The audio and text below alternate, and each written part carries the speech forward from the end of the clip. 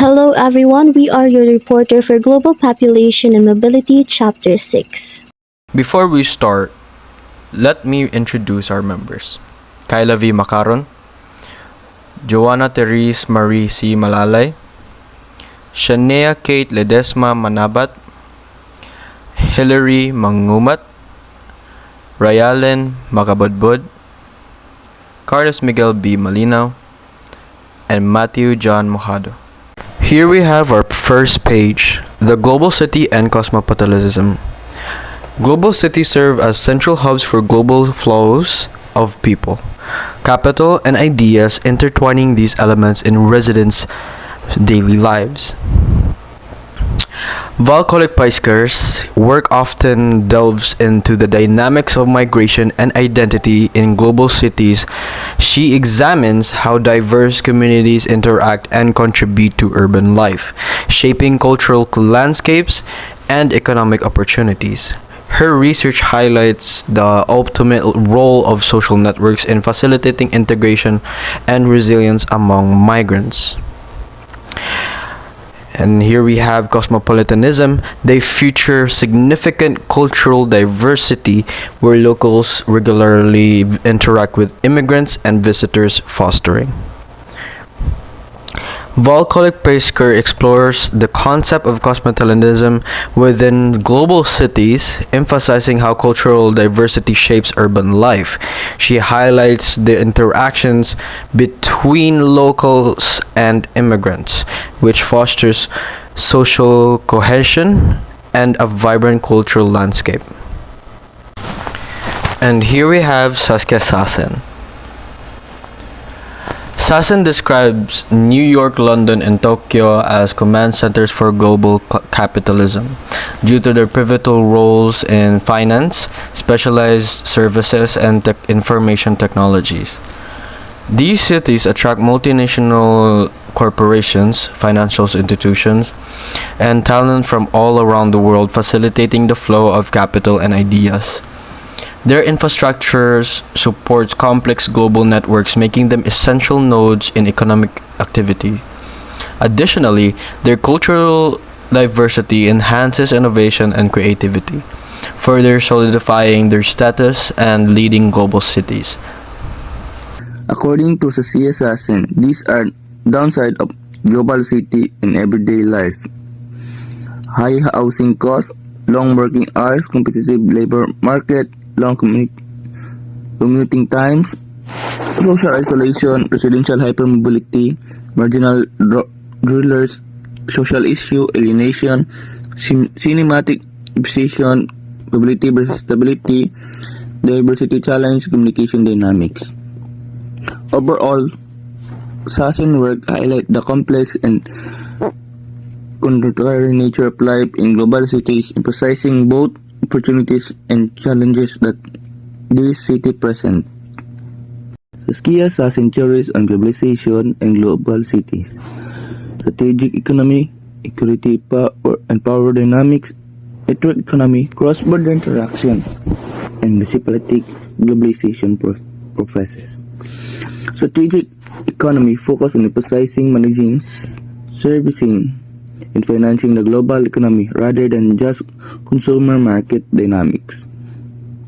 Inequality and power dynamics. Studying globalization through city highlights stark inequalities between well-serviced and disadvantaged areas, raising question as power and equality. Network economic. Global cities are hub for finance, specialized service, multimedia, telecommunication, emphasizing cross-border networks rather than just direct international competition. Cross-border interaction focus on network among cities reveals the intensifying transaction across political, cultural, social, and criminal domains. Municipality of globalization professes global cities serve as strategic suite for diverse political, economic, and cultural operation, where new claims from both powerful and marginalized groups took shape. In summary, these themes provide a comprehensive framework for understanding globalization as complex processes involving economic, social, political, and cultural dimensions. They They highlight the interconnectedness of cities and importance of studying globalization through a network-based perspective. What is demography? Demography is the study of human population. It examines factors such as birth rate, death rate, migration patterns, and aging population, all of which influence the growth or decline of population. Demographic transmission. Demographic transmission was defined by Owale 1989 representative in reproductive behavior during a society transformation from traditional to modern, marked by a transition from high to low birth and death rate. Ronald Reid Global Trend 2002. Ronald Reid rates the global demographic transition from 1800 onwards, starting in Europe while declining, with declining mortality followed by fertility decline. This led to population growth accelerating and then slowing down, resulting in low fertility rates, longer lifespan, and aging population globally. Malthus theory and population control. Malthus argued that population growth is limited by resources. He proposed that the insect, famine, disease, war, and preventive sex, birth control, delayed marriage to control population growth. 3 future scenarios. Polarization. Rich and poor region diverge with global inequality increasing. This refers to the growing divide between wealthy and poor regions, which rich areas continue to prosper while poor regions fall further behind. Mao na ang reason why mo increase jud ang global inequality kay mas gina-focus jud nila ang mga wealthy people. Next, we have catastrophe. A major event drastically reduces global population. Included ani is a pandemic, nuclear war nga maka-lead to widespread death and destruction for reducing human number within a short period of time. Last, we have population control policies. Effective policy are implemented to manage population growth. From the word itself, policies, mga rules nga dapat sundon para ma-aim to prevent overpopulation sa country. Medical advancements, rising incomes, and global health efforts have led to a significant decline in mortality rates. When we say mortality rates, this refers to the number of deaths. So the factors contributing to declining fertility rates include better contraception and economic shifts. While mortality rates is the number of deaths, fertility rates refers to the average number of children born to a woman during her lifetime. Life expectancy keeps rising without a clear limit. Aging leads to diseases, but longevity continues to grow. This paradox suggests that even as older population face health challenges, overall longevity continues to improve, reflecting societal progress in managing health risks and promoting well-being throughout life. Global fertility is dropping, especially in Europe and East Asia. Combined with longer lifespans, this increases the elderly population and raises societal concerns. This demographic shift raises societal concerns, including the need for adequate health care, pensions, and social services for an aging population, as fewer young people may be available to support the growing number of elderly individuals. Interesting demographic transition thematics or unanticipated trends are identified. Sub-replacement fertility. Fertility rates below 2.1 children per woman are common in many developed regions. Europe, North America, East Asia, leading to population decline without immigration. A natural gender imbalances. Some countries like China has a growing imbalance of boys to girls, leading to challenges in marriage markets. Rising mortality rates. Despite economic growth and globalization, mortality is increasing in over 40 countries with life expectancy dropping. American exceptionalism. The U.S. fertility rate has diverged from other developed nations, maintaining a near constant share of global population, unlike declining rates in Europe, Russia, and Japan. Global migration refers to the movement of people across borders, either voluntary or involuntary. It could be a movement to other countries from their usual place of residence within their own countries to take refuge or by force beyond their control due to several reasons such as war or conflict, persecution, and environmental displacement. So global migration generally refers to a situation in which people go from one place to another. Most global migration is from developing countries to developed ones. Other factors associated with migration include more opportunities, employment, education, or just their personal preference to live abroad to better their quality of life. Migration is a key driver of globalization, with nearly 1 billion people, or 1 in 7 of the world's population, moving from one place to another, according to the International Organization for Migration. Meaning, migration displays an essential part of transformative processes associated with globalization, as it fuels interconnection between countries and people further at a social and cultural level, primarily through the development and expansion of different ideas, culture, and knowledge. People who migrate fall into three categories. The first one is classified as the emigrants, which refers to individuals who leave their country of origin to settle in another country. For example, if you leave the Philippines and go to the United States to settle there for a better life, then you are an immigrant to the Philippines. Second is the immigrant, which refers to individuals who arrive in a new country to live permanently. So they are the people who are entering one country from another to make a new home. The same example as earlier, you are considered an immigrant of the United States since you are making that country your new home. The third category are the refugees, or individuals who are forced to flee their home country due to persecution, war, or natural disasters, seeking asylum in another country. This refers to a person who has moved to a new country to seek safety because of a problem in their former home. Now, what is the role of migration in population growth? With increasing migration, the population distribution between locations changes. Migration can increase the population growth in a receiving country through immigration or the influx of new individuals from other areas. On the other hand, migration can decrease a certain population through the phenomenon called emigration. This refers to when a large number of people move out from their country to settle elsewhere. Thus, this only implies that immigrants and emigrants significantly impact the changes in the size of the population because of the number of individuals who enter or leave a certain country. Based on the illustrated global migration trend in 2020, the post-COVID-19 pandemic, which resulted in an economic crisis, changed travel restrictions and increased incidents of conflict displacement.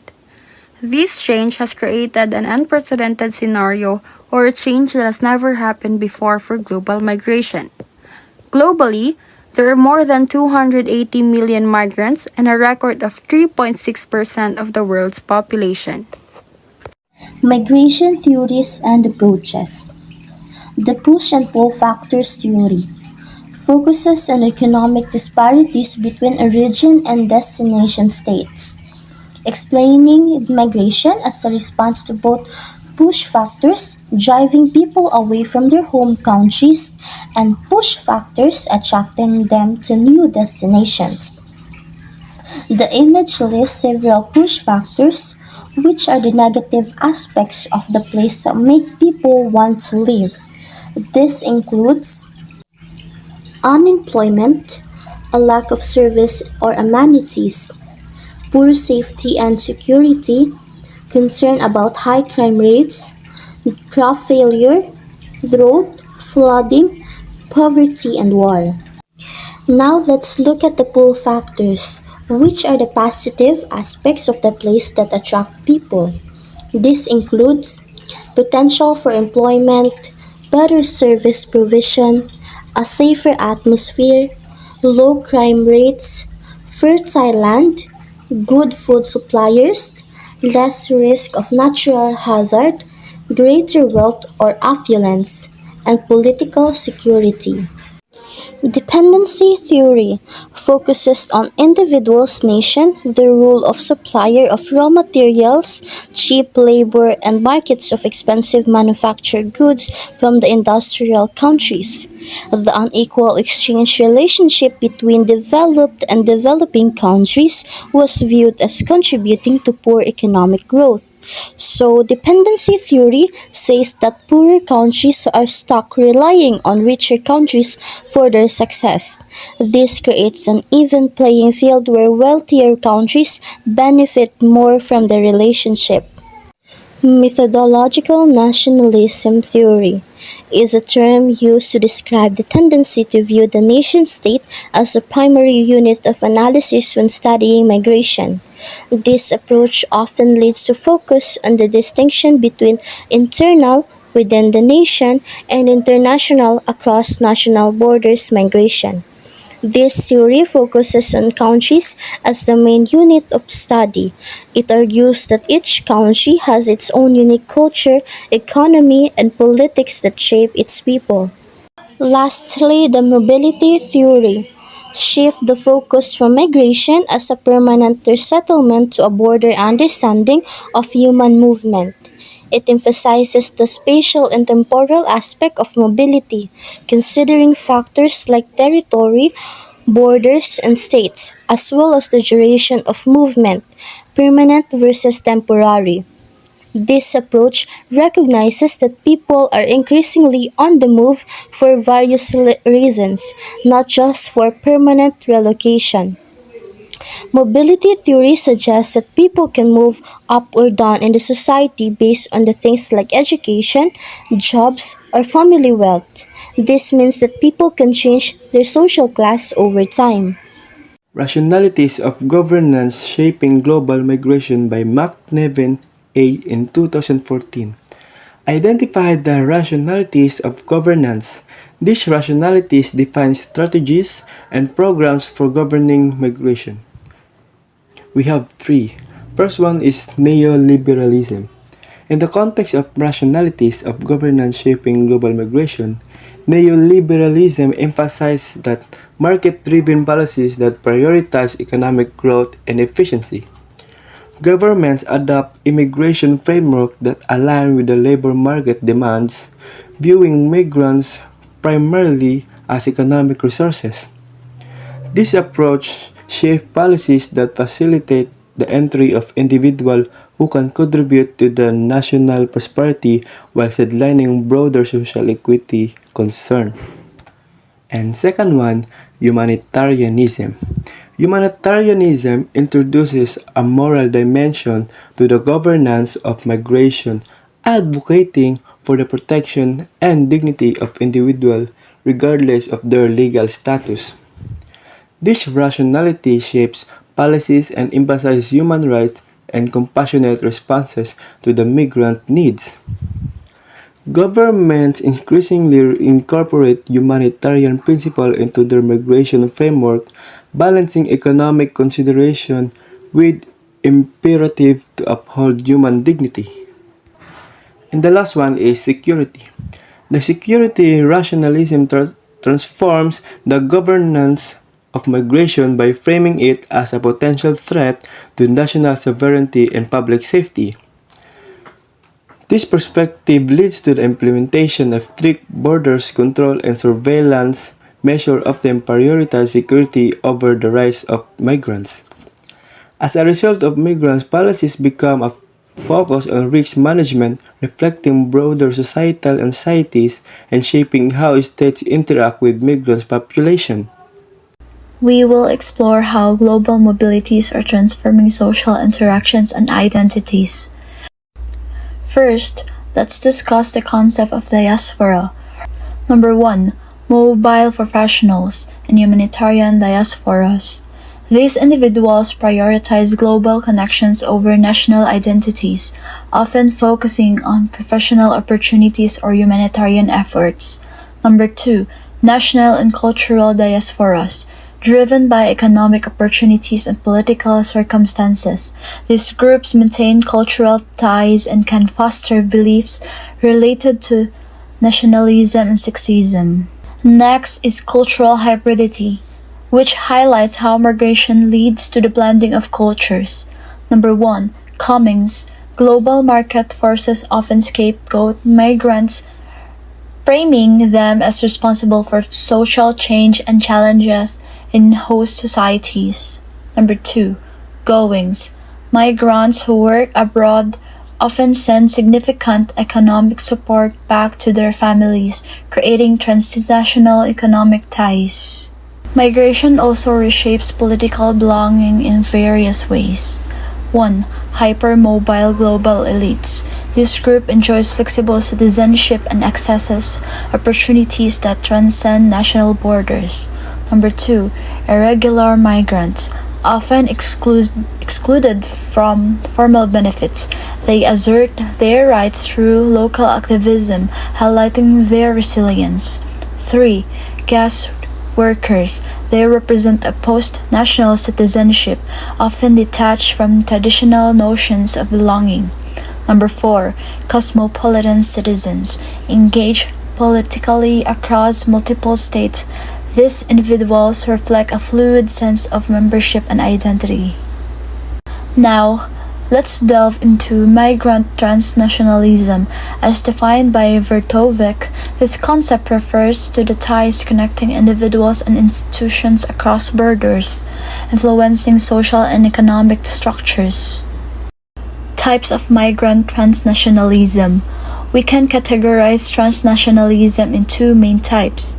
1. Temporary or contractual labor migrants. Mobile labor. Workers who frequently return home, often extending their journeys based on opportunities. Contract labor migration involves longer stays abroad, usually accompanied by personal sacrifices for family support. Marriage migration. This highlights the internationalization of family formation, often influenced by gender dynamics. 2. Practices of immigrants. Modular transnationalism. Migrant practices that can easily move between home and host countries, reflecting adaptability. 2.